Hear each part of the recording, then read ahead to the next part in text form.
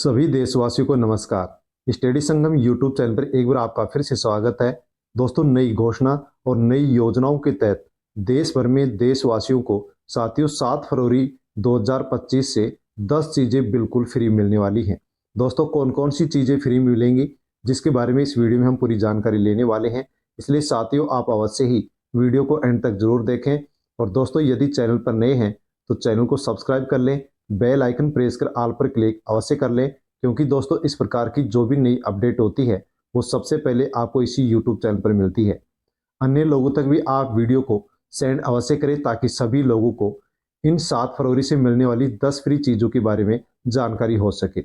भारत सरकार ने देश के नागरिकों के लिए एक बड़ी घोषणा की है। 7 फरवरी 2025 से पूरे देश में 10 नई मुफ्त सुविधाएं शुरू की जा रही हैं। ये सुविधाएं आम जनता के जीवन को आसान बनाने और उनकी आर्थिक स्थिति को मजबूत करने के लिए सरकार की ओर से लाई गई हैं।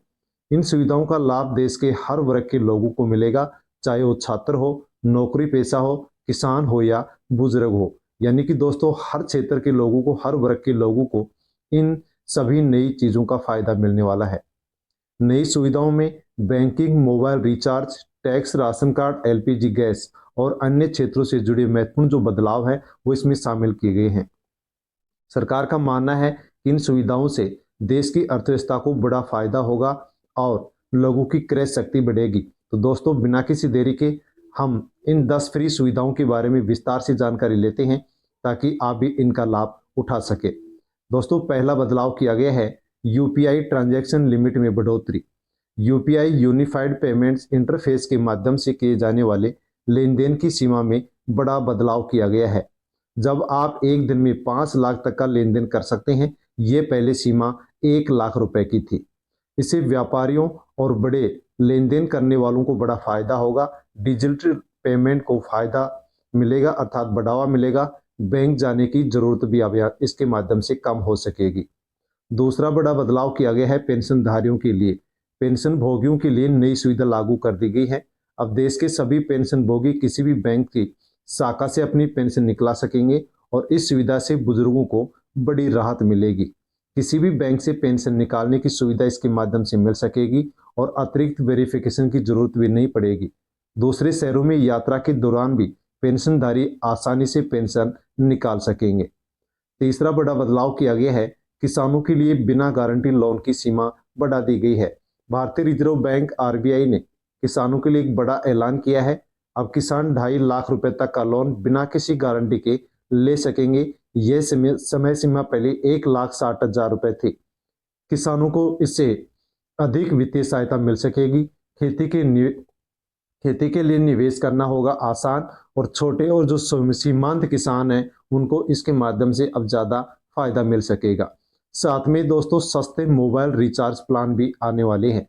Telecom regulatory authority of India try ने टेलीकॉम कंपनी को निर्देश दिया है कि वे केवल कॉलिंग के लिए सस्ते रिचार्ज प्लान लॉन्च करें, जिससे देशवासियों को इसके माध्यम से अब फायदा होने वाला है। सिर्फ कॉलिंग के लिए सस्ते प्लान अब उपलब्ध होंगे जो कि बंद कर दिए गए थे। अब दोबारा से इनको शुरू किया जाएगा। डाटा का इस्तेमाल नहीं करने वालों को इसमें राहत मिलेगी और बुजुर्गों और ग्रामीण क्षेत्र में रहने वाले जो भी लोग हैं उनको इसका सबसे ज़्यादा फायदा होने वाला है। एलपीजी गैस सिलेंडर की कीमतों में भी बदलाव किया गया है। हर महीने की पहली तारीख को एलपीजी गैस सिलेंडर की कीमतें अपडेट की जाती हैं। 7 फरवरी से एलपीजी की नई कीमतें अब देश भर में लागू होने वाली हैं। सरकार इसमें सब्सिडी भी बढ़ा सकती है। कीमतों में कमी करने की संभावना है और घरेलू बजट पर इसका सीधा असर पड़ने वाला है। बचत खातों पर बड़ी ब्याज की दरें। देश के प्रमुख बैंकों जैसे एसबीआई, पीएनबी, एचडीएफसी और अन्य बैंकों ने बचत खाते यानी कि सेविंग अकाउंट की जो ब्याज दरें हैं उनमें बढ़ोतरी कर दी है। दोस्तों, जैसे कि पहले 3% थी, जिसको बढ़ा करके अब 3.5% कर दिया गया है। वरिष्ठ नागरिकों को 0.5% अतिरिक्त ब्याज मिलेगा।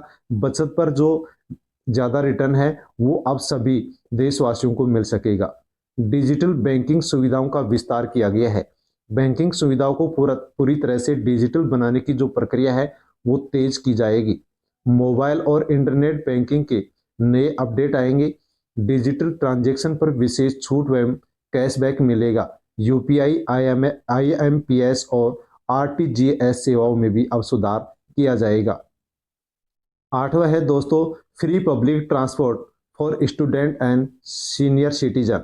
मेट्रो, बस और अन्य सार्वजनिक परिवहन में छात्रों और वरिष्ठ नागरिकों को मुफ्त यात्रा की अब सुविधा दी जाएगी, जिससे कि पढ़ने वाले छात्रों को और सीनियर सिटीजन को इनका लाभ हो सकेगा।